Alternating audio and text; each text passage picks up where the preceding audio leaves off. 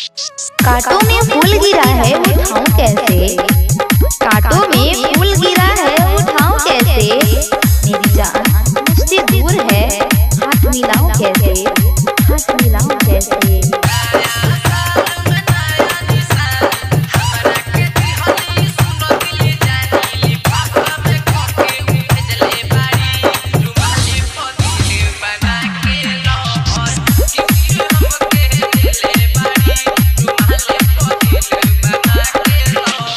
क्या नाम है आपका?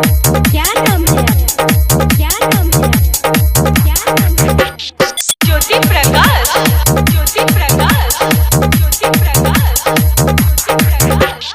मेरे होठ किसी गुलाब से कम नहीं, मेरे होठ किसी गुलाब से कम नहीं, अगर तुम किस करना चाहते हो तो कर सकते हो।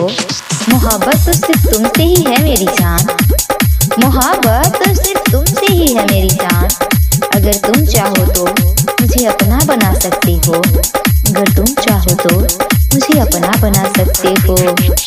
फूल है गुलाब का जो टूट कर भी खुशबू दे जाता है, फूल है गुलाब का जो टूट कर भी खुशबू दे जाता है, और प्यार करना उसी से जो रूठ कर भी अपना हो जाता है, जो रूठ कर भी अपना हो जाता है। क्या नाम है आपका? क्या नाम